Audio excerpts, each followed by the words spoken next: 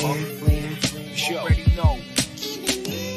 Let's get it. Moto Dragons. Yo. Yo. Watch on arm, rim on tire. Kush Komodos on fire. Shit. Like Carolina, I've been with. Made people, who you been with? Chain snatchers, came through with the Benz backwards. Like notorious. Bank account looking glorious. Moving godly in the 5-speed. Maserati hypnotize me. I kamikaze. Wrists like NFL blitz. Even if we miss, we still keep shooting. Me and my crew, we keep the bass booming. Me and my crew, we keep the paint peeling. Sky's the limit. No ceilings, and money's growing like grass with the mass appeal. Mr. Business doing shows at the brass rail. I like the way the cash fell. I'm something like a Dame Dash film. I'm looking at the glass half filled. I'm from Poughkeepsie to Bakersfield. Take your pick, I'm trying to make a mill. Or 456, make another flip. Collect the interest. Hey yo, it's all about the Benjamins. It's all about them dividends. I'm making money with my women friends. That's what you call a friend with benefits. Wings like Mission Impossible. Drop tops at a car and driver. Burning the turnpike. I'm I-95 southbound. Switching whips, test pipes, no cats down. Raw on Monday night, I laid it smack down. Run the jewels with the pat down.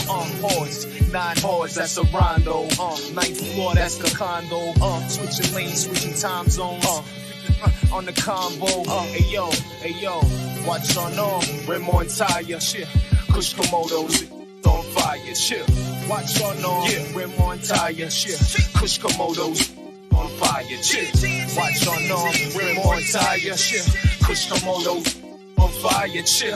Watch on arm, rim on tire, shit. Kush Komodos on fire. I was born in life, born to fight. See my life through these hands, I was born to write. Never left, so important as I brought this mic. How I birthed the rap, all stars and nights. Plus the stripes that I wear, never torn precise. Been a while since some kids this nice. But simple as it seems, CJ, like the coming of Jesus. They gon' hate, when some is believers, I got the hypnotic flow. Same as J Black did, J unified this rap. Put us on the map, now we making classics. Like back in 06 with SNL, tell them to check the scales. Reckon it well.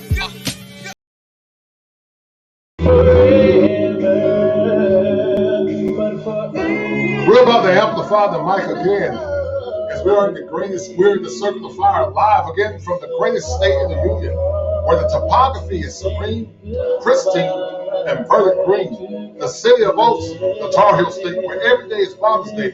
As I'm your host, Seven Smalls, aka the Culture Commission, the agitator for male empowerment, where manhood is a journey, not a destination, where manhood is a series of hills and valleys, victories and failures. Whereas men, we may not agree on all ideologies, but we come together as common allies only to dissipate when the crisis is over. Listen, this is the 16th episode of the Manhood Chronicles. I'm going to be interviewing today a professional athlete that went from the high school ranks to the collegiate ranks to playing professional ball with the Carolina Panthers, the Minnesota Vikings, and also playing overseas. Life after football can be very difficult on the psyche of an athlete, especially when he's seen as a warrior on the field and getting used to all of the attention. We will explore the impact of coping after being a warrior on the field and the experience associated with coping, as many women file for divorce and the image of a man is greatly diminished. So today we have a young man that I mentored in high school. His name Travis played football for Bertie High School, and he also played football for the University of North Carolina, Chapel Hill, and then he went on to play football at he was 7th-round draft pick with the Minnesota Vikings, played with the Carolina Panthers, and also he played in Canada. So Travis, let's talk about it, brother. You know, life after football can be very daunting for a lot of men. You know, a lot of people go through a series of events. Many become depressed. Many really don't have an identity after being a warrior or gladiator on the football field. Let's talk about some of your experiences, Travis, playing collegiate football. But let's start from when you knew you had it, when you first started playing football when you were in high school. So let's talk about from high school to UNC Chapel Hill, and then also to playing in the NFL in Canada. So let's start from high school. The Silent Warrior. Who is Travis Bond? Let's talk about this young man. Who is Travis Bond? And How did you know that you were going to be a NFL player? I got you. So for me, it started freshman year in high school. A lot of my friends to this day still tease me because I didn't know how high school football worked, how college Right, football worked. I just knew I wanted to play ball. right, And right, so right. for me, I was always one of the biggest kids coming around, and it was just for me the opportunity just to visit colleges, not even the Mhm. UNCs, the NC States, the Dukes. I was going to like Chewan and Elizabeth City, just to see what the college life was about. Right, But right, playing throughout my first year, I got so much attention because of my size and being able to move and all that. And then playing basketball just kind of helped the whole process. So for me, the one thing that woke me up about football was because I play AU basketball. So I did a lot of traveling around the nation, being in Vegas, Florida, Tennessee, all over the place for basketball. hmm And I got a chance to see a lot of ranked high school basketball players. And for right, me, it was kind of like, well, if they this good at basketball across the nation, I can only imagine what they like in football.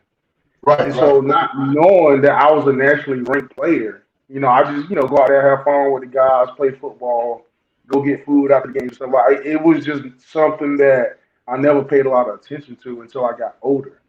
And right, so going into my sophomore year, I started getting a lot of national attention, and it just kind of took off from there.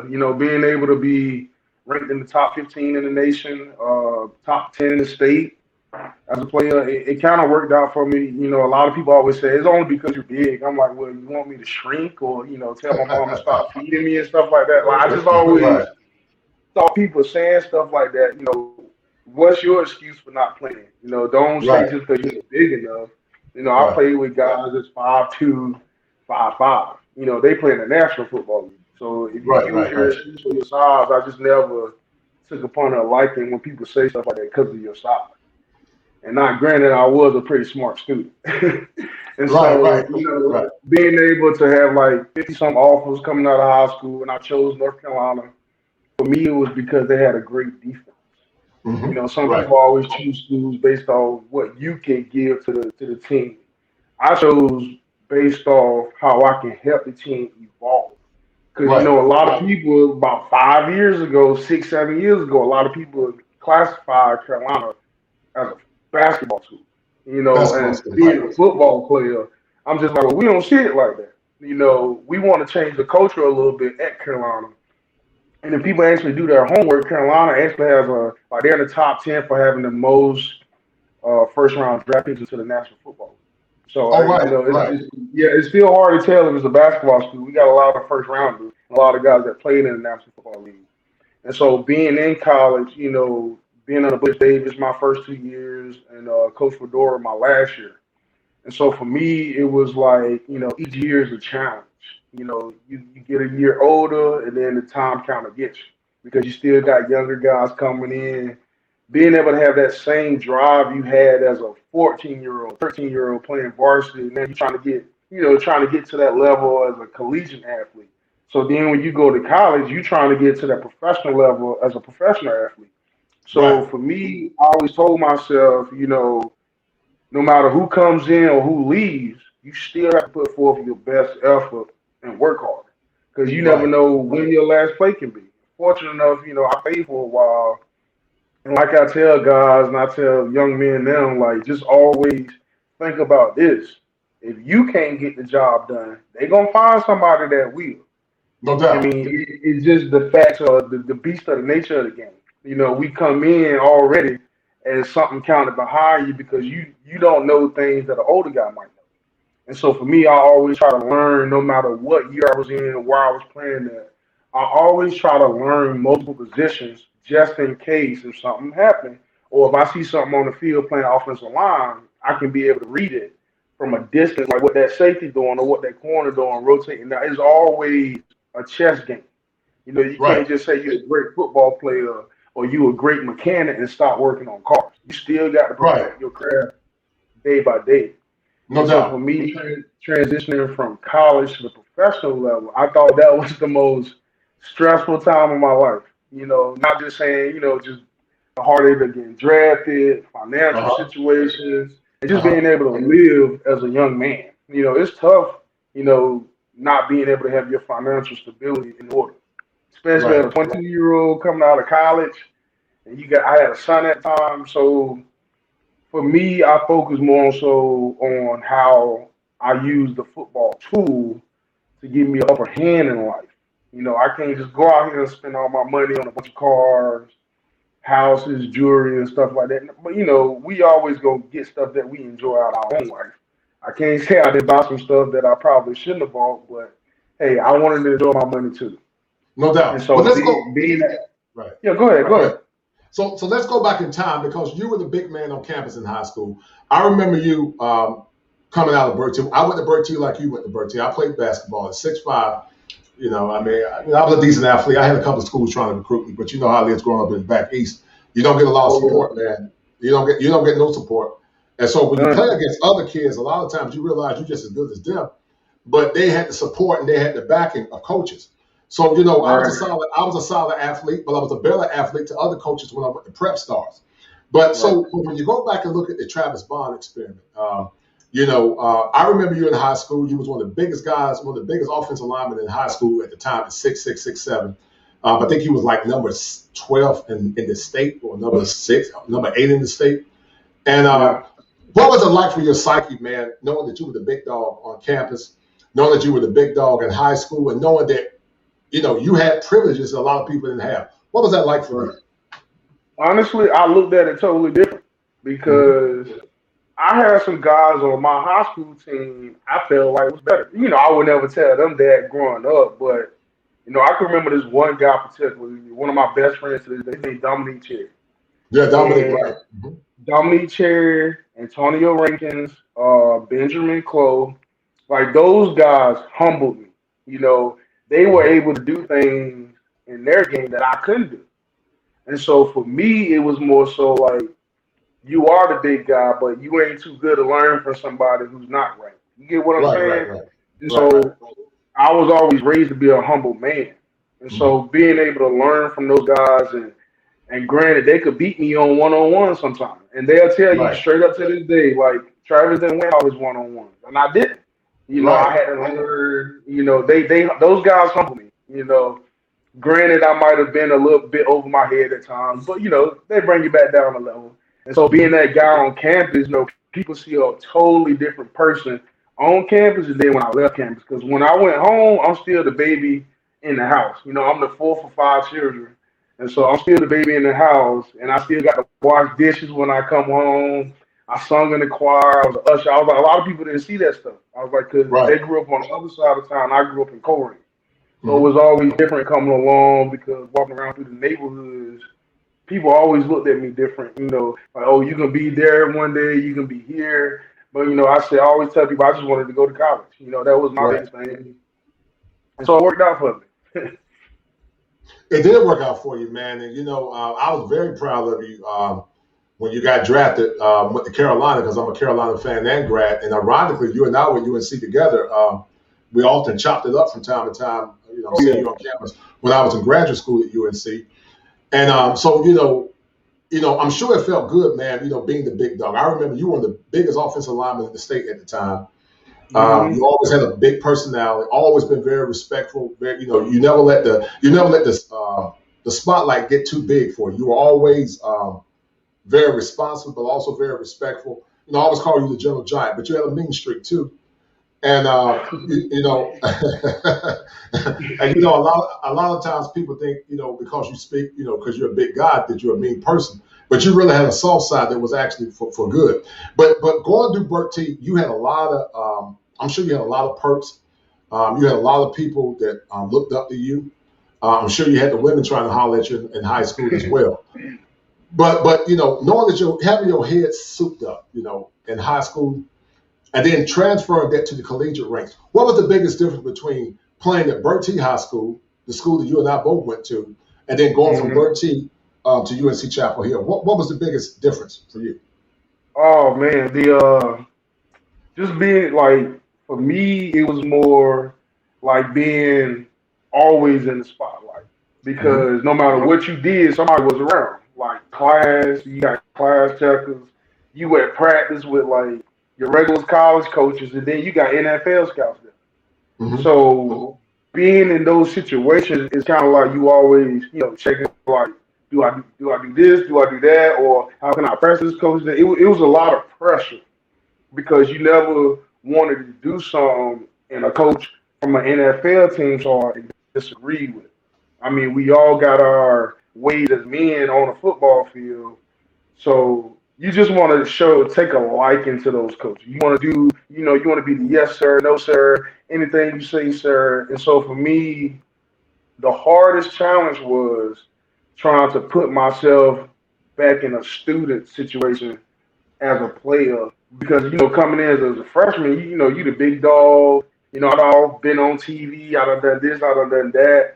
And when you get around other guys like Marvin Austin, Robert Quinn, Sean Drawn, like those guys are big dogs. When I was Right. so being able to see how those guys walked around on campus and demanded respect on and off the field, I wanted to do that. So I took it upon myself, to always show respect, but still show that mean side when I got to.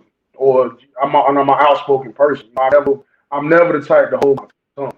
Right. Even as a freshman, I spoke up, and all the way to my senior, I always spoke up. I was never scared to like make a call as a player.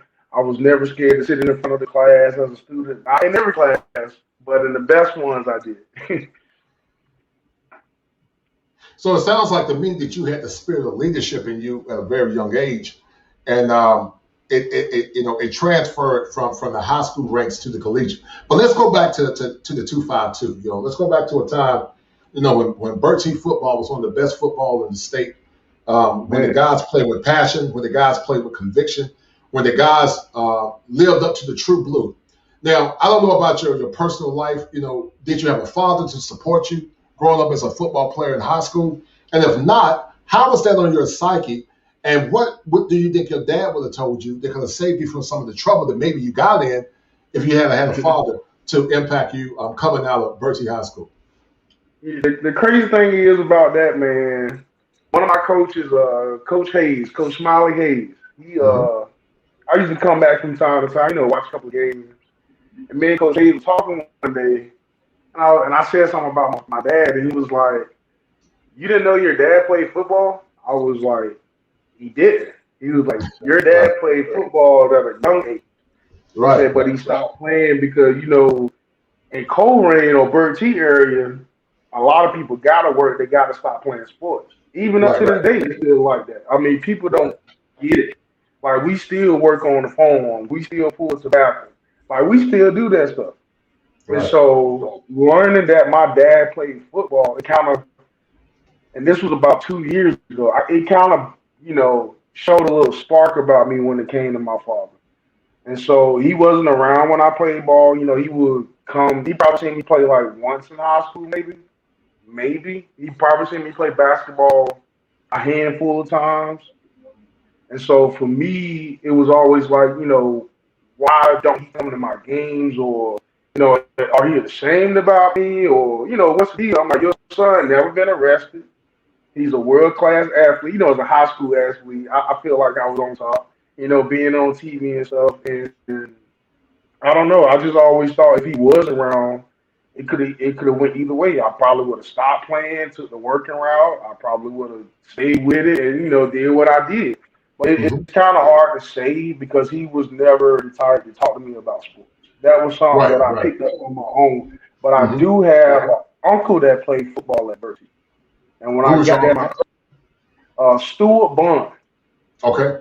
He was around the 87 years, somewhere in that time period. So he was a running back. And a lot of people don't remember being in middle school, but when I was in middle school, I played running back. I Okay. played Right. receiver, I played quarterback, but I didn't play O line until I got to high school. I Mm-hmm. always looked at the position like, that's something I don't want to do. Right. Right. And Right. so Right. when I got there, talking to my uncle, he was like, you're too big to play running back. Nobody never told me that I was too tall. I just thought I was a big person. And so Right. when I started playing O line and stuff, and they saw how well I could move, and he said, my uncle told me, he was like, you get it from our side of the family, when it comes to sports. because there's a picture that used to be at Burt T. My uncle was in it. Right. And Coach Rankin told me, he said, I used to run the crap out of your uncle every week. He said, I had no idea that was your uncle. And I told my uncle, about it's strange to me that my dad never talked to me about football. He never told me he played. So even up to this day, we never spoke about it. So Right. it's hard to say, what I could have been or what I couldn't have been. I mean, I just think I would have still chose my path regardless. Well, Travis, I, as a clinical therapist, I wanted to do this show because I've seen a lot of men fall by the wayside. And we're going to jump around a little bit after football. They lose their identity. They become alcoholics. They blow their money. They don't invest. And, and they did a show. They did a show. I think Life After Sports, where you saw a lot of famous athletes, Travis. They blew their money, or they became addicts, or they just did all kinds of crazy stuff, baby mamas, and all this goofy stuff. And so, being a warrior, because you were a warrior in high school, it gave you an added edge.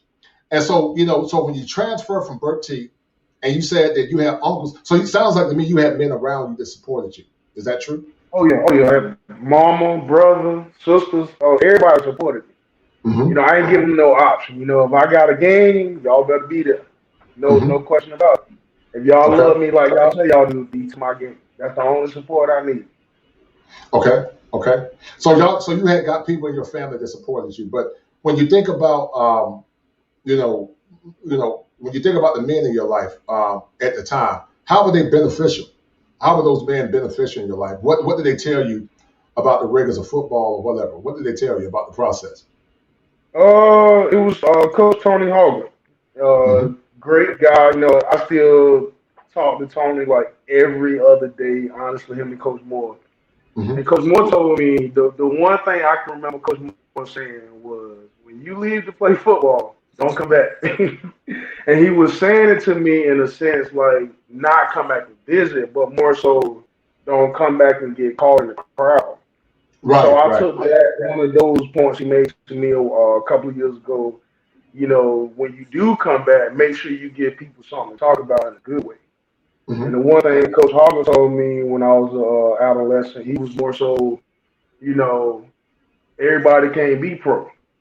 But he said, why can't you?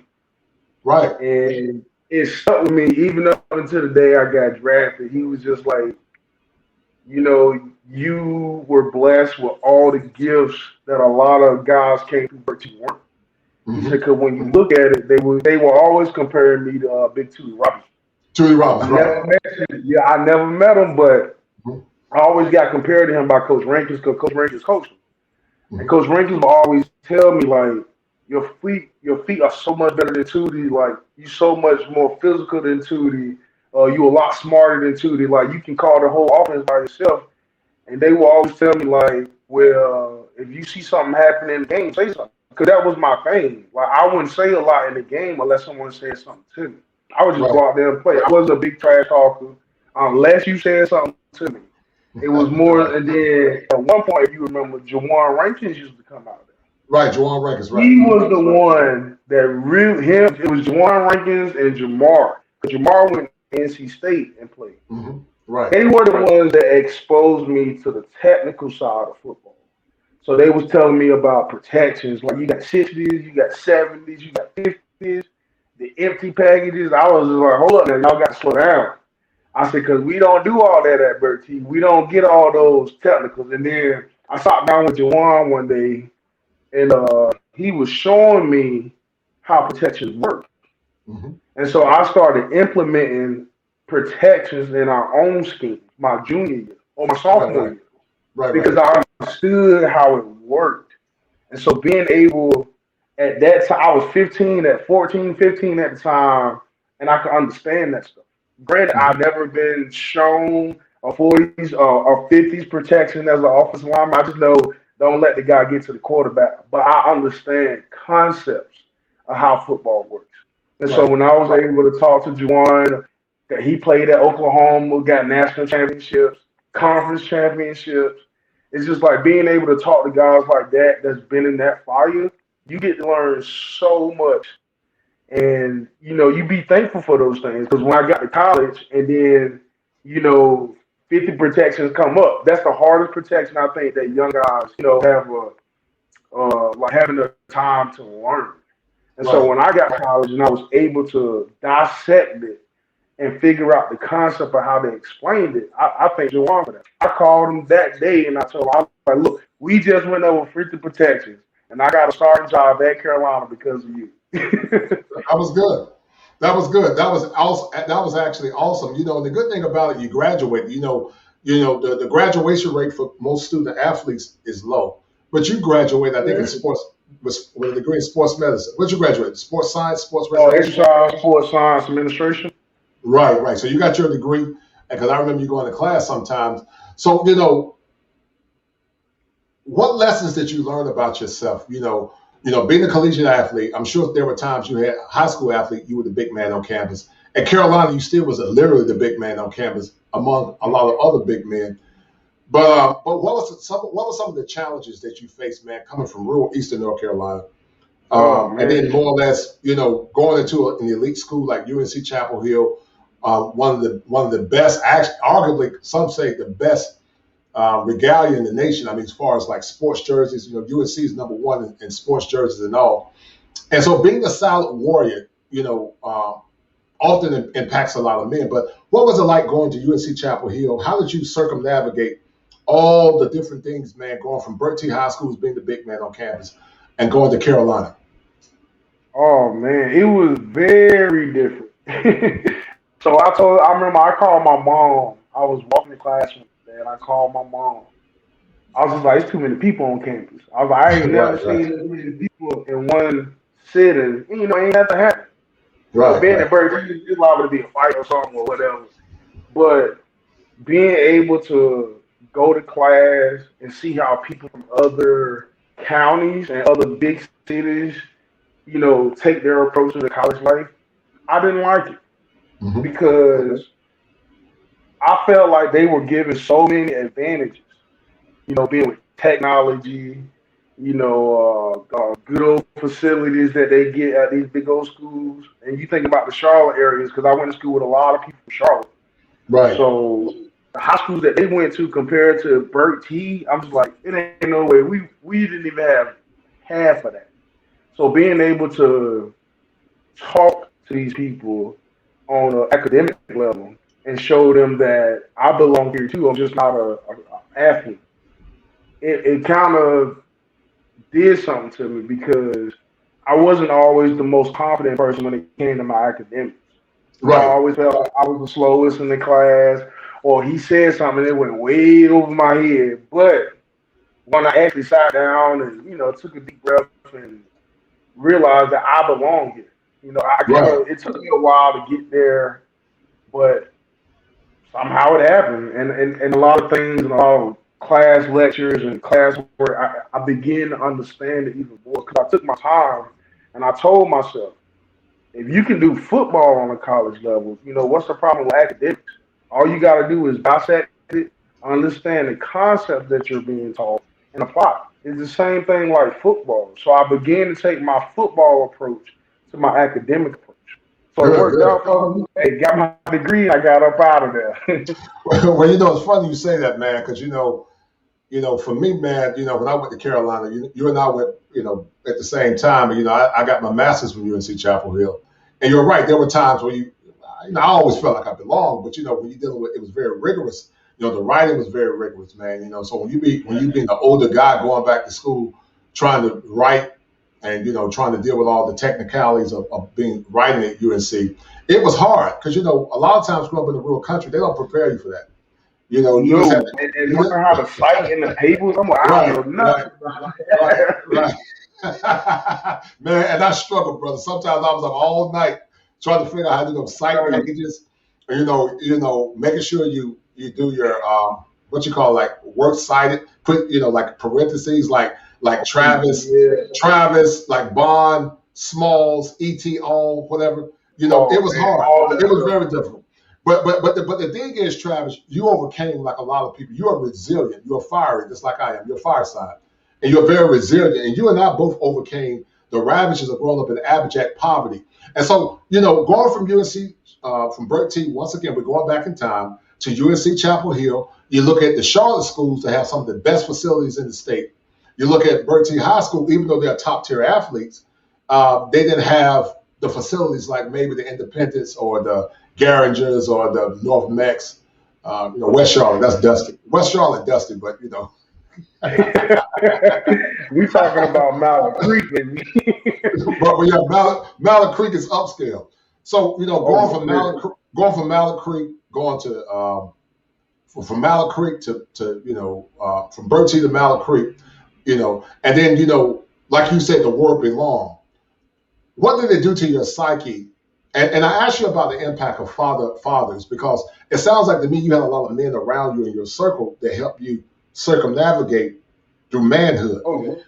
But Travis, the show is called the Manhood Chronicles because a lot of boys don't have the impact of fathers in their lives, and they don't know what it's like to have a man to speak life into them because a lot of them grow up in poverty and the moms are raising them by themselves. But when you think about, growing up in, like I said, rural Eastern North Carolina, going from Bertie to North Carolina, who was your mentor besides Coach Hoggart and what's the other guy name?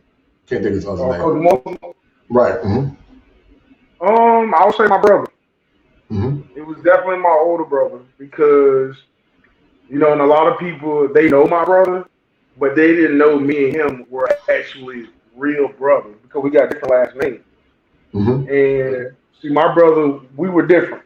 He was a street guy, and I was, trying to get to the league. Mm-hmm. So my brother would always call me, checking in, no matter if I was in middle school, even up to this day, he always checking on me. That's what older brothers do.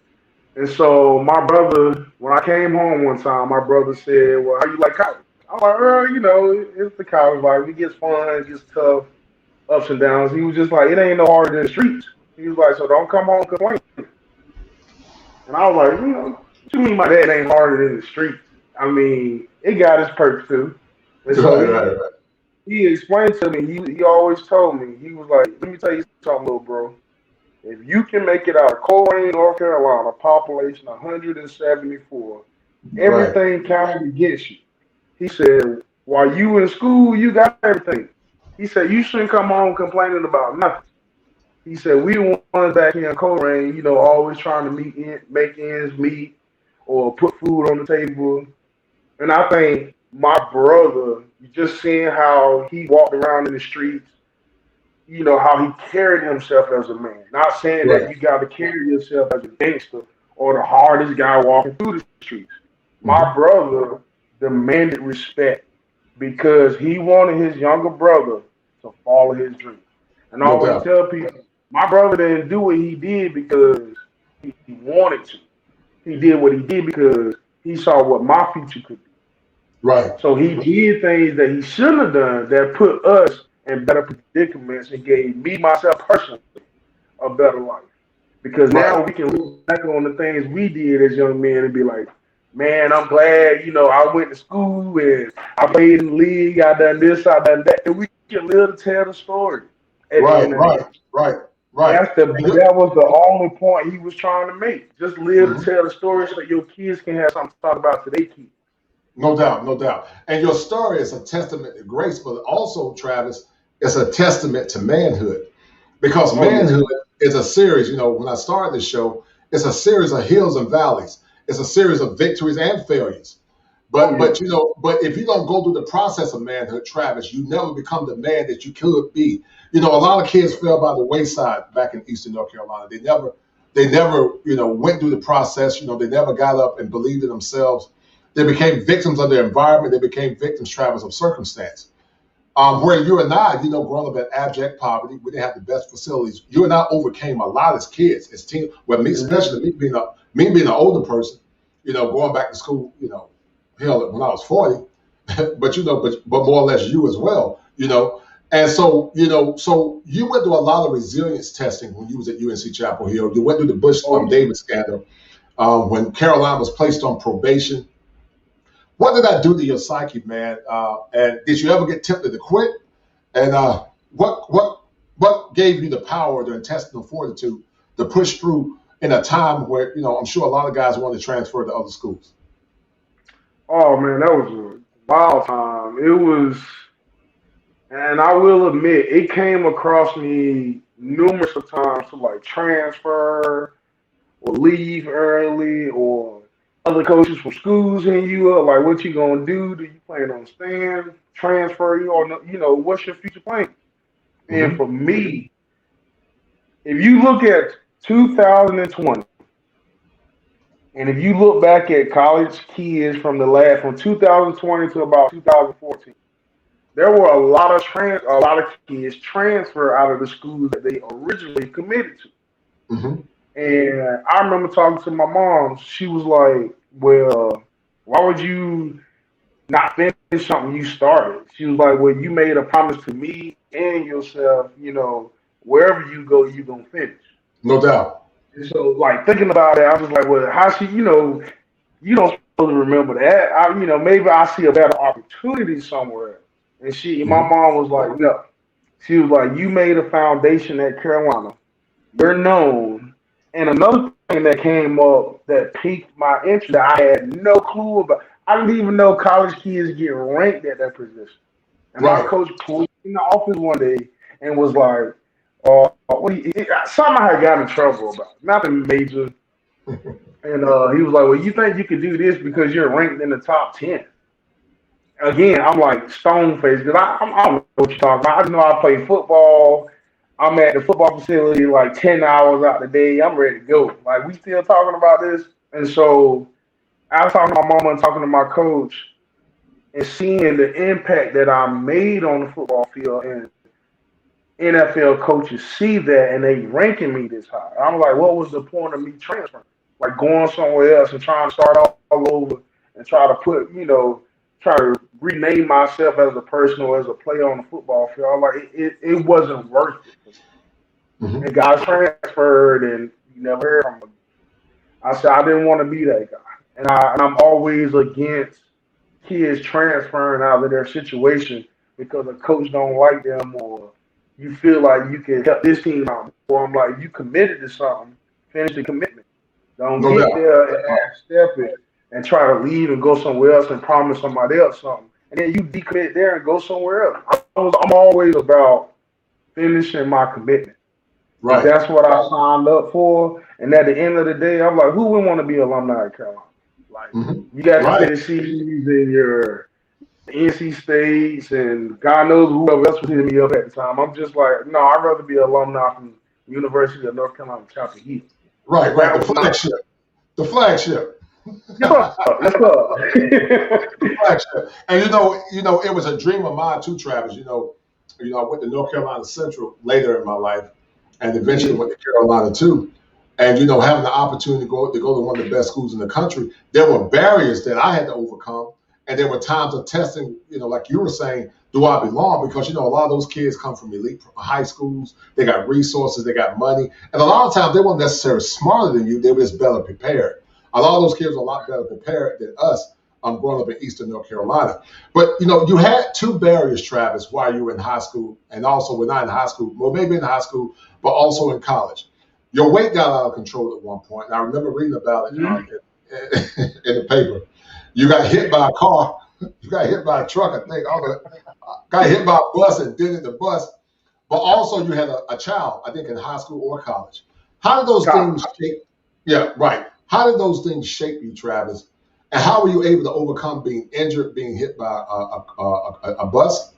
I think a bus, a car, whatever you Truck. hit. It was like a Ford Expedition, something like that. Oh, you're a bad man. Got hit by a truck. Got the mark to tell it too. But you broke your wrist, I remember. You had a baby, but also your weight got out of control. Let's talk about those three barriers, Travis, that you encountered, and All right. how did you overcome those things? Okay. Well, I'll start with the weight. So my weight was if anybody else had it, they'd say that was my downfall, and I was like, I never saw it, but I had a spring game my second year in college, and I got hit in the knee. So my Hmm. meniscus didn't know it. So I still Hmm. played in the spring game. Had like two practices after that. Still finished the spring. And I Right. kept telling the trainers that like my knee hurts. I don't know what's going on. Like it's just painful. So come to find out, I tore my meniscus. But if you go back and look at the spring game, I was very slow. And Hmm. I won more than like 335, 340 at times. And I played much heavier than that. And so my strength and condition coach, Coach Jeff Connors, we had a vicious conversation. And I was and like if somebody tell me something about my weight, that's when I get very, very Sensitive. insensitive. Because Right. I'm like, to play football, you got to be big and strong. You know what I'm saying? Like, coming from a player perspective, I like being big and strong. And that's what I will argue my case. And I'm just like, well, if I'm too big and then I get pushed back, then what? Then y'all want me to gain weight. It's always a push pull with the weight situation when it came to me.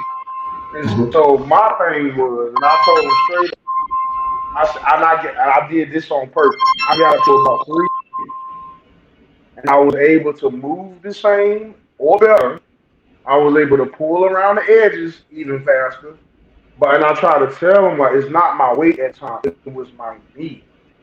So I overcame that and I stopped going to Burt T as much because my mama was cooking too much good food.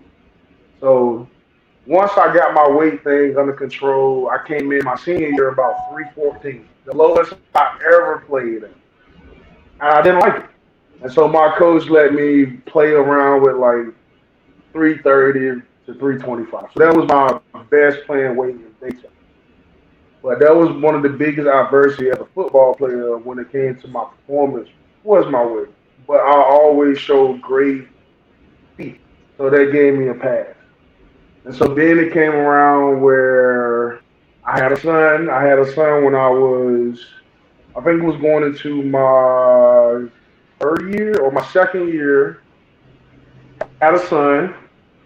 And I think at that point, my son actually helped me become a student athlete Hmm. because I looked back at him and thought, well, you can't do this for yourself no more, or you can't do this just for the attention of females. You got to do this because somebody's back at home watching your every move. Like he wants to be Right. like you. He Right. wants to Right. be the next big Travis Bump, whether he plays Hmm. sports or not. He just wants to be like his dad. And Right. so for Right. me, my son gave me a lot of push. And my TJ mama tell you, and I'll always tell her like, I'm doing this for him. At this point in my Right. life, I was 20. I was like, I'm not playing football because I love it at this point. I'm doing it because I want my son to have a better life. Granted, I did love it, but I was trying to paint the picture as if my son is my only push at this point for now, and it Right. worked out. And then it came time where I got hit by the truck that everybody like to talk about. That was it, honestly, it was scary because when it initially happened, I thought my career was over, or like after I get up off the ground, there ain't no telling what might be hanging off, or something ain't gonna be the same. And when I got up off the ground and I stood up, they drove off, and I started laughing. As crazy as that sound, I started laughing as I stood up. I was like, "Well, my legs ain't broke. I can still get on the football field." Hmm. Right. Right. But Right. and a lot of guys always talk about like you a tough guy, to take on the truck head up and win. I said, well, I don't see it that way, but if that's what you all want to call it. But I mean, it kind of woke me up a little bit, to treat every day as if it's your last. No You doubt. can't walk Respect. around here, not paying attention to your surroundings. And Right. being from Berkeley in the 252, you always pay attention to your surroundings. I think No at doubt. that point I was a little bit too comfortable or being Travis Bunn. I was comfortable and I didn't really want to excel as much because I think I was in a pretty good spot as a student athlete. But once that happened, it's kind of like I saw myself increasing everything. Like I trained even more because like I just got hit by a car. Like that could have been my last time ever a couple of days ago playing football. Like you just never Right. know. So it kept me aware of what I was trying to accomplish. Hmm. So It that made it it made all. right. It made you appreciate, I'm sure, as much too. So Oh let's yeah. go from college, playing at one of the best schools in the country. People always call Carolina the Waking Giant. So much potential from the Mac Brown generation, and then now they're doing big things, man. With going to the Orange Bowl. I mean, disappointed we should have won that if we had about four more players that were playing. But when you think about the Manhood Chronicles, there are chronicles, and so going from Carolina being drafted in the seventh round with the Minnesota Vikings, and then playing for my team, the Carolina Panthers. What was that experience like, Travis? Being drafted by the Minnesota Vikings. How did you deal with the leechers they tried to jump on once you became one of the best players? Once you became in the league, and how did you learn about managing your money and not being used? Because I'm sure there were hands out from multiple directions trying to get money. So let's talk about being drafted in the seventh round. Were you okay with that? Did you think you were supposed to be drafted higher? And then playing with the Panthers under Ron Rivera, and then playing in Canada, and then life after football. So let's start with the pro ranks real quick.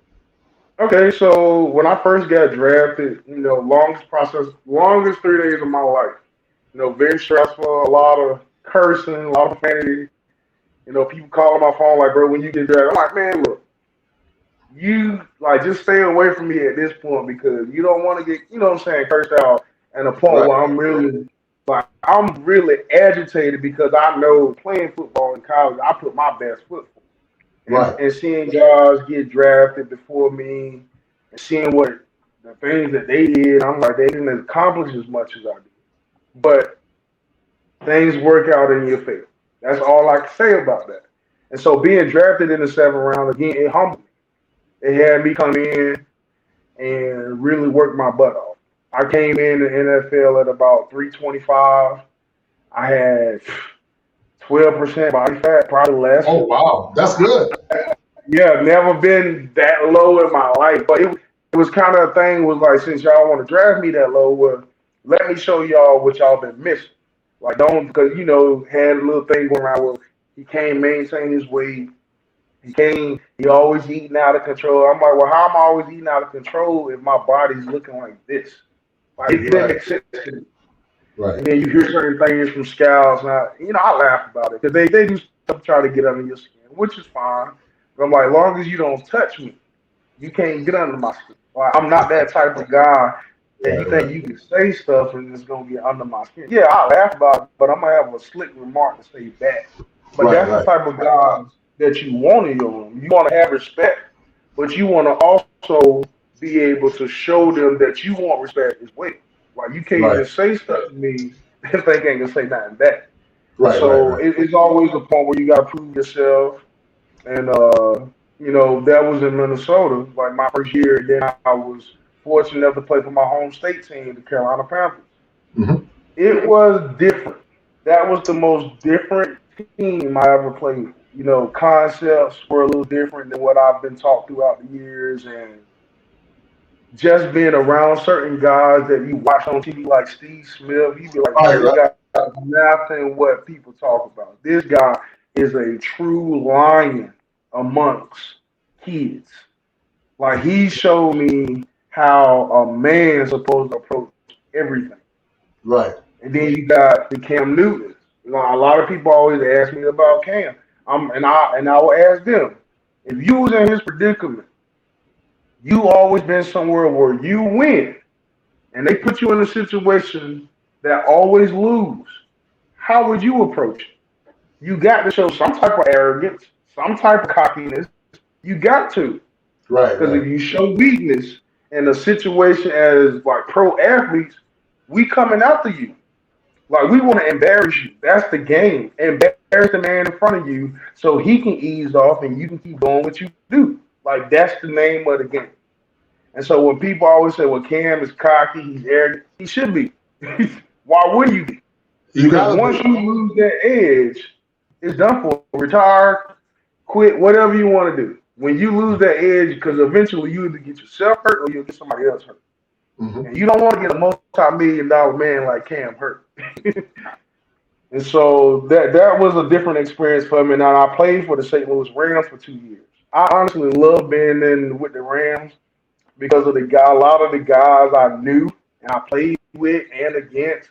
So that was one of the most fun times for me, like playing professionally, was 2 years with the Rams. I had Coach Fisher as my coach, a lot of great talent like Tavon Austin, Robert Quinn played with me. I even played with Nick Foles. Nick Foles was the quietest, coolest quarterback I ever played with.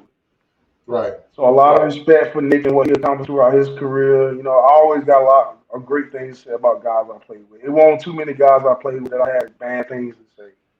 And so, and then unfortunately, and then eventually going to Canada for 4 years, that was different because a lot of people don't understand that Canada has a lot of rules when it comes to pro football.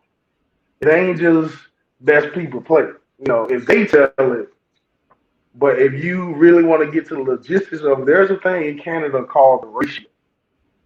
And the ratio will stop a lot of great players from playing a long time because you can only have a certain amount of Americans and Canadians on the field at the same time. So if Right. you Right. got 7 on defense, you can only start 5 on offense. Right. And the position I play is O-line. The least advertised position in any pro sport is the O-line. Right. But we make a lot and we do a lot on the field to make sure our team wins. And so when Right. I played in Canada, I was the only American playing guard. And I was so dominant at it. Like, what could you do? Like, would you release me, cut me, or what? Like, you can't cut a dominant player that literally walks on the field and people are scared to go against you because they're scared of getting embarrassed or losing or getting put to the ground. And I get it, but like I tell people, like I didn't come into the game to be liked. I didn't come into the game, to show empathy for your feelings when I'm playing. Like, I'm not that guy. I'm like the big brother on the football at your house who, when you sleeping, I'm gonna put hot sauce on your lips so you can get up and try to fight me. I want to agitate you to the point where you want to fight me because I know I won. Like, it's a mental game at that point, and people are like I said earlier. You got to be big and strong to play football. That's not always the case. You got to learn to play chess with your opponent. You got to see what makes them tick. Oh, he don't like being touched on the right side of his armpit because he might have a bruise the day before. Oh, I'm gonna nag at that bruise. Oh, you will not. You'll get certain comments from guys like while you playing, but it's fun. And I always tell people I am the biggest a-hole on a football field. I will Right. laugh Right. in your face because you can't, like, it's kind of one of those things when you are confident at what you do and you know you can do it, it ain't much somebody can say to you to change your mind or make you think Right. otherwise. Right. So let And me ask you a playing the question. character. Mhm. So let's go back to the Carolina Panthers. You were there. You were with the Panthers for a year, right? Right. For a year, right? And I always Mhm. wanted to ask you about Steve Smith. Uh, how did you deal with him? Did he cuss you out? No, 'Cause- he ain't never cursed me out. right. I remember when I first came in, he looked at me. He was like, "All right, big fella, it's time to go to work." And I just started laughing. He was just like, "What are you laughing for?" I'm like, "Cuz, man, I thought you were bigger than what you be advertising on TV." He was like, "I'm gonna right. show you how big I am at practice." And, Steve, like people always say, "Was Steve Smith like 5'10", 5'11"?" I said, "Where?" Steve Right. Smith Right. was about 5'7", 5'8". I said, Right. but Right. the thing that separates him from everybody else is his will to win. As Like, well, you can win, turn right. on any game film of Steve Smith from any time he played. You will not see anybody if we're running a running play, you will not see a receiver block as hard as Steve Smith. That there made me realize he is a different breed of a player because you don't get a lot of receivers who take pride in blocking Right. because that's a hard concept for guys at that size. Not Steve Smith because he wanted to be good at it. So he attacked the block as if he was running around. So guys like that, I have the most respect for. Not the guys who can catch 100 passes, but when my running back break for 60 yards is your guy that's making the tackle because you didn't finish the block. I can't say that about Steve Smith. Right. He's the overall complete. He's the most complete receiver that I ever had opportunity to step on the field with. No, I totally agree. I call him. I definitely call him a warrior Oh because my goodness, I ain't never seen a dude. I think pound for pound, he might be the best receiver that's ever played the game. And I don't say that to oh exaggerate. yeah, You hands know, down. yeah, he's the best receiver that played the game, man. Uh, but from going from Carolina, L.A. Rams, Minnesota Vikings, what was the toughest team? What was the toughest process about playing in the NFL versus Canada? And then how did you deal with the Um, vultures? How did you deal with the vultures after football and during football? um, so the vulture, those deletions, man, I can remember the day I got drafted. And that's when I think my phone literally, I had two phones, both of them shut down. I was Right, getting right, too many messages, too many congratulations and all that. I mean, it's all good and dandy, but that's when people start appearing that you haven't talked to in years. And so for me, it's just like, why respond? You know, yeah, I know I'm congratulated. I know that I made a big leaping. I made a big leap into my next journey. But why do you come around? I always ask people, why are you here? Why do you want to be a friend? I hmm don't need friends. My kids are my friends to a certain extent. I said, but having people like that who always want something from you, but don't never want to help you do anything, or I like nobody can tell me that they've been to me or came to me when I was at Bertie High training by myself during my off season at Chapel Hill. Because when I would take breaks from Carolina and come home, summer breaks, I was at the gym by myself working. I might have one or two of my homeboys with me, but the people that asked for stuff, they were the ones who never came to a high school game, never even came to a middle school game. right, You were right, too busy, gambling or doing whatever else you were doing at that time. Like, so why? And I would ask them, what gives you the right that you think you can ask me for something when you never supported me in a game?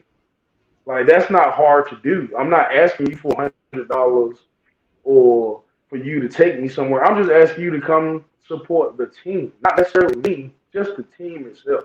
A lot of right. people didn't do that, but at the end of the day, you want something. I found it funny, man. And I'm saying no is very easy for Travis Bowman. Because the one thing about it, if somebody asks you for something and they don't know your kid's name, you get it. Because you take away from my kids that you don't know the name to. Right. So it's easy for me to say no, and then I would with like my fiance now. I would tell you, if somebody asked me for something, I'd be like, call my fiance and ask her. Right, They right, don't right. got her number. So if you ain't cool enough to have my fiance's number, how you cool enough to ask me for something? Right, People right. just strange in 2021 these days. Well, people are leeches, man. So when you think about, like I said, going from the NFL to Canada and now being a retired professional player, what's Hmm. been your biggest hurdles that you've had to overcome? Like when I first, okay, so when I first got done with the Rams after 2 years, so that would have been my third year, and I kind of fell out of love with football. Hmm And so, and my fiance, I tell you, she's just like, he didn't watch football. I'm not the type that sit down and watch football like every time a game. I've never been that type. But she'll tell you, I didn't want to be around football. It was just more so, I just didn't want nothing to do with it. Because I felt like at the time, I still had a lot of football left in the tank. And when I had got the call from the team in Canada, I was like, well, I talked to my family about it, and they was like, well, if you feel like you still got a lot left in the tank, they was like, well, what's stopping you? So when I actually first got to Canada, playing on the team or whatever, I didn't like it. But it was a guy that I played against. My first game. His name is Armando Swoop. He's from Akron, Ohio, I believe. Well, he's originally from Jamaica, but he played at Akron. This man bench presses about 700 pounds, Woo! natural. And when guys were telling me about it, I'm like, so I was like, there's no way he been, I'm boosting myself. I'm like, there's no way he benched that. And when I actually got a chance to look at him the first time, right before that first play, I was like, yeah, he been 700. And I never faced somebody that was that strong for me. And he's low center gravity, about 5'11". And so after the first play, he got the best of me. For sure, got the best of me. And after that, I was like, really, Travis? Like, this what we doing? And that next play it was one on one, me and him on run play, stretched on to the left, put him on his back, Oh, wow. and he looked at me, I looked at him. We just started laughing, and that's when my love for the game came back in that instant. Because when I can get a guy that takes more pride in trying to beat you up to get to that play, and you can look at each other and laugh, and you know y'all, you got one and I got one. And now it's time to go have some fun. So that was for me, that was the love that I rekindled going to Canada. And I will always thank the CFL for allowing me to have the opportunity to play that. Because I always tell people, Canada made me like football again. Because I Right. didn't at first. I said, but it taught a lot of lessons, a lot of ups and downs. I said, but after I retired last year or 2019 or whatever, and so for me now, like being in a regular life, I think it's actually kind of laid back. And I told my fiance like when we first came back, and just being free so much, I was like, this is boring. Having so much time on my hand, like I can sleep all day. I don't have to be to a meeting. I don't got to work out. I don't got to do a lot of stuff. So for Right. me now, it was more so I need to find a rhythm for myself. Right. Being able to wake up at 7, work out for 45 minutes, go to work or work from home, do a couple of Zoom meetings, and hey, your day is done. You can go have fun with kids. So I think having that opportunity to just to be free for a couple of months from not having to be anywhere, I think it kind of made my body thank me a lot more. Mhm. And it gave me a chance to like spend a lot more time with my kids.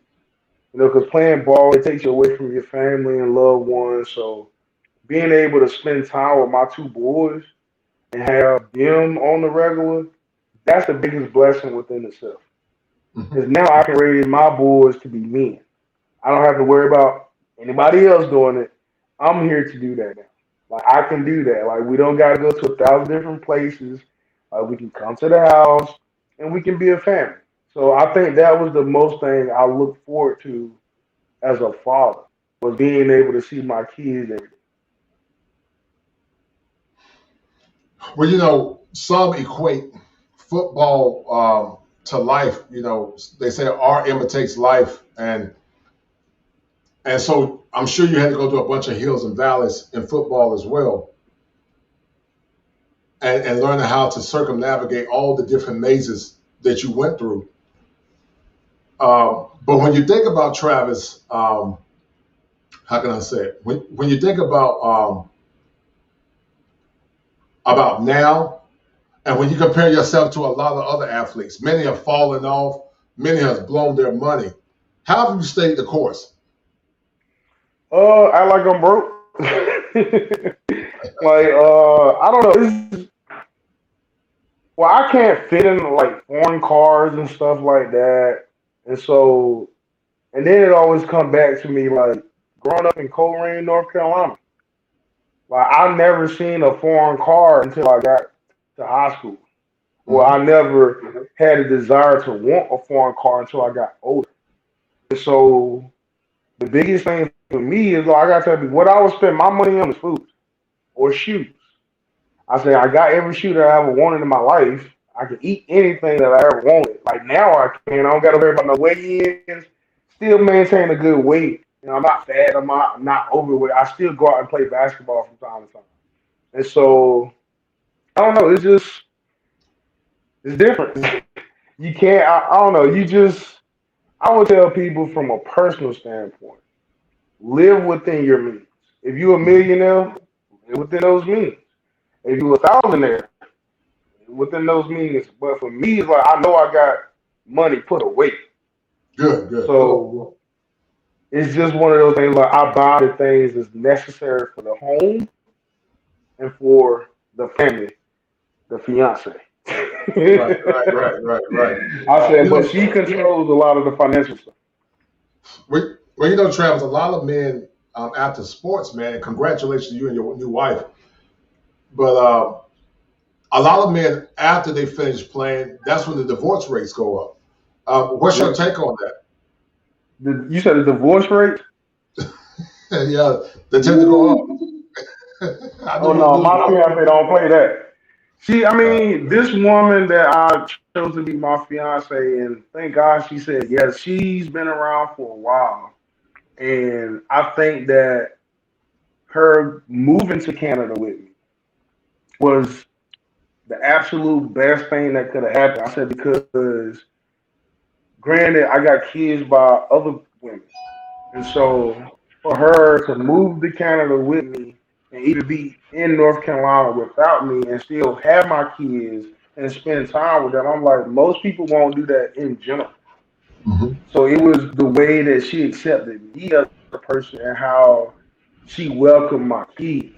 Like that was the biggest plus for me because I was like, I've never seen, or it's rare to see women or a man accept your loved one children. And the way Right, she did it, I just thought it was amazing. And my right. son, my oldest son, he completely fell in love with her because she's the soft one out of the two. I'm the Hmm. hardcore parent. She's the soft. So Right. it's kind of like he got that balance. Like when he comes to our house, he got the balance of having the hardcore dad and the soft stepmom. So for me, I like to see how she interact with my kids. So it was an easy yes for me. When it was time for me to propose, I think it was easy, but you know how it goes. You didn't get man, cold feet. man, listen, sweating, woo, man, it was. And like I tell my homeboys now, I just be like, man, I said it still feel like a blur. I said, cause I never thought I would propose. I said, but when you meet that person that sweeps you off your feet, why would you? Right, right, right. It's a beautiful institution when you get the right woman, man. It's a lot Oh of yeah, challenges. It's a lot of, but I started the Manhood Chronicles, Travis, as a way for men to share their story, but also for them to more or less to empower men, because a lot of men are not empowered, and a lot of times they suffer in silence. And yeah, as a clinical therapist, I wanted to understand the psychopathologies that are associated with a lot of men, not only before football, but also after football, and see the difference with you. You were ready to retire, but a lot of men yeah, weren't ready to retire. They weren't ready to retire, and they went through a lot of psychological trauma. right. So, what's your take on that, real quick? I see it as some people just ain't ready to accept, to be done with that life, because it's exciting. And for some of us, that's all we know. And Hmm. that's all we've been around is like, you got Monday through Friday is like preparation for your game on Sunday. Hmm. And so being able to walk away from that and having a regular job, some of us might call it or whatever you decide to do, it's hard because you don't got people depending on you each moment in a day to be successful at the end of the game or your work day. Like some people like to be dependent on. For Right, me, it was more so I know I'm being depended on, but I want to see what my kids can do without me holding their hand. right, right. So when I thought about return, and I talked to my fiance about it, she was just like, "Really?" She was like, "You sure you ready to walk away from it?" I was like, "Yeah." I said, "I feel like I did all I could as an athlete to put myself in every great predicament each play." I said, "I think I'm ready to walk away from it because I saw my son that January in Hmm. 2020. I saw him that January, and my son walked up to me and looked me in my face and started crying. And I was like, I started freaking out a little bit, like, you good? He was like, I just missed you. I broke down Wow. because when my son told me that, and I told him, I was like, look, I'm coming back. I'm gonna buy a house. I said, even though I got to rent one for a little while until I find the right one that I want, I said, I'm coming back.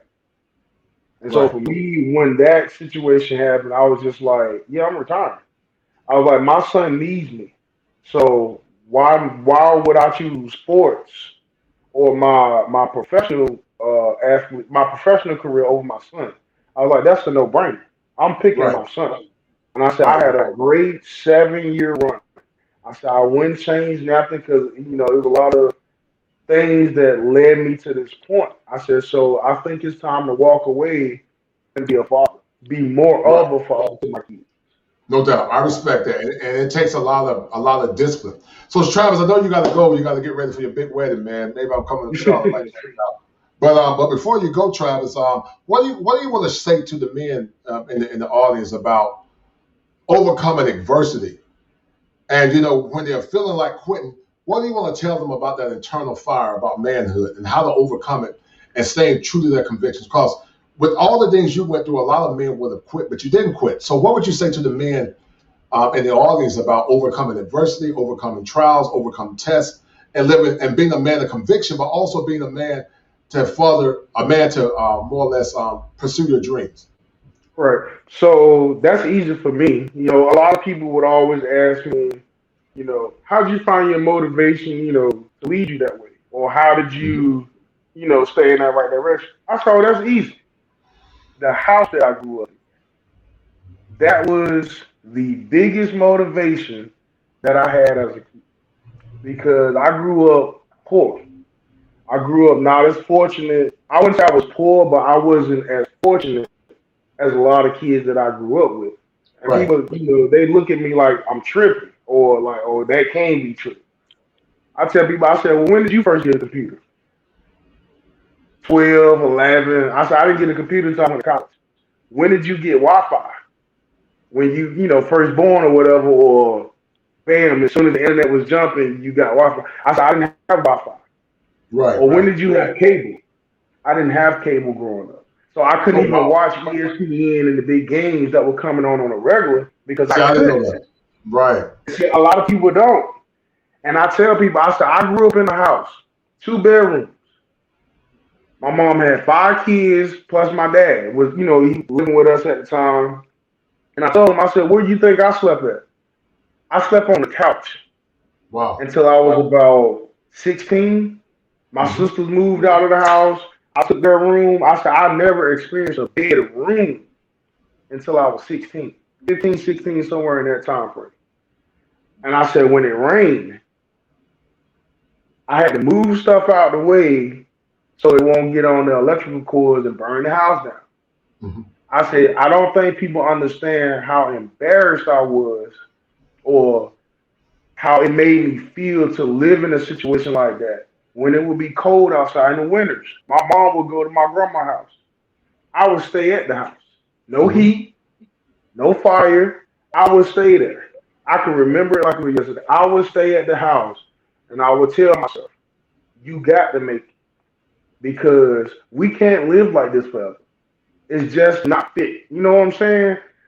So I would tell a person, man or woman, if you want to do anything in life, no matter what it is, how hard it might be, find one thing that motivates you. And for Hmm. me, it was my home. You Hmm. only need one thing to motivate you. It's like driving a car. You can't keep driving. You can drive that car forever. Then you put 87 in there. Try put diesel in there and see what happens. You can't Right. keep switching your motivation. Right. So Right. once you keep switching your motivation, you keep sidetracking to something else that's not relevant. So keep that same drive and that same motivation because that's your goal. You're trying to get there. Once you Right. keep adding other things to it, you're sidetracking. Like you don't need that. So I tell people, find that one thing that motivates you and let it drive you into the end. And that's what I Right. did. Well, Travis, this is the 16th episode of the Manhood Chronicles, and your story has been very profound. It's been very exhilarating, and I'm very proud of you, man. You've overcome a lot of adversity. When I think about rural Eastern North Carolina, when I think about myself, when I think about you, when I think about Kent Bazemore, when I think about Jessica Breland, you know, that's not normal. That's No. not that's not no really that's not normal, man, for kids to grow up in rural eastern parts of the country and go to some not only to elite schools but to perform. Now, you guys did it at the collegiate level, but I did it at the academic. You guys did it at the academic and the collegiate level. I did it at the academic level. Well, not academic collegiate, but sports level. I'm sorry, but I did it at the academic level. But to have overcome that, I would say that all things are possible if you believe in your dreams, if you have hopes, if you deny the naysayers, and if you have aspirations. This journey that God has taken me on has been a hard road, man. And I was there with you from time to time at Burt T. I was there for you when you was at Carolina, man. I ain't never asked you for no money. I ain't never said, Travis, let me get. You probably won't give me no money, no way. I don't know that, man. I don't know that. But my whole point is, man, and I'm gonna bring you back again for another show. I'm gonna talk about the pursuit of excellence and the ribbon generation. Because we got a ribbon generation, Travis, where people just think they don't have to work hard, they just want to be given a ribbon. And and they just think they're supposed to show up, and they don't want to go through the rigor of becoming tough. But I'm gonna bring you back, man. So, but real quick, Travis, what did you get out of this show? And in the next show I bring you on, Travis, we're gonna explore the psychopathology of a lot of athletes that actually turned it to the negative, because you did a great job. You didn't turn to alcohol or drugs. But a lot of athletes did turn to alcohol or drugs after their careers were over. But what did you get out of the show? And tell me how it was beneficial. And once again, I'm grateful that you were part of the show. I never had nobody ask me about my father. So for me, it kind of like opened up a little soft spot a little bit because I don't ever talk about it. Right. So being able to like dig deep and ask questions that a lot of people don't really ask. I think that's very encouraging because you get to open a side of me that people ain't never seen. Like people don't know. Like I said, I just found out a couple of years ago that my dad played football. A lot of people don't know that I don't talk to my dad. So it's kind of like one of those things. Like you are able to work people into a great conversation, and you're a great strategist. So I like how you handle the interview. You open me up a little bit. Well, listen. I didn't want you to start crying. But no, I'm gonna cry. That's my job as a therapist, man. I have a passion for seeing men do well, and I started this show, Travis, as a passion not only to encourage men, but more or less to encourage black men, because I think a lot of black men don't have a space. I don't think we have a voice, and a lot of times people don't care about our story. Yeah, they just expect us to tell it. Or we're too scared to tell it. And so as a clinical therapist I'm Travis, I started this show, and actually I'm on YouTube, so check me out on the kosher clinician. Subscribe to my channel, and we got a movement started, man, because I think what I'm doing is unique. Being a clinical therapist, there's not too many clinical therapists that are YouTube content creators. Right. But I'm trying to start a movement, man, where I can inspire brothers and inspire young men like yourself to be encouraged and more or less to do the things that's necessary to help other men. So listen, I want to bring you back again, brother, soon. Maybe we can bring some more athletes into the fold. Sure can. Some brothers, and so we're gonna link up and have some more athletes. And we're gonna talk about once again the Silent Warrior 2 life after football. You on the starting string. We're gonna bring the crew the next time. Oh yeah, I'm gonna get some guys for you. Don't worry. Give me some guys, man. We're gonna start another show, man, because I believe, like the Bible said, Travis, where there's unity, there's strength. And there's a scripture that say, "Oh, how good it is for brethren to dwell together in unity." All right. Mm-hmm. So like I said, this is the 16th episode of the Manhood Chronicles. Travis, we signing off. I'm extremely grateful to have had you on the show. You represent the 252. You represented my Tar Heels. And also the Waking Giant, the 1700 flagship, baby. The 1700 flagship. Anyway, brother, it was a pleasure. I'm about to sign off, man. Go enjoy your wife. I know you got to do some shopping. And let's have this. We're going to have the Silent Warrior Life After Sports Part 2. We're going to have a panel discussion of men from the collegiate ranks and also from the professional ranks. All right? All right, man. You have a good one now. All right, brother. Signing off. Be well. All right, this is the 16th episode of the Manhood Chronicles.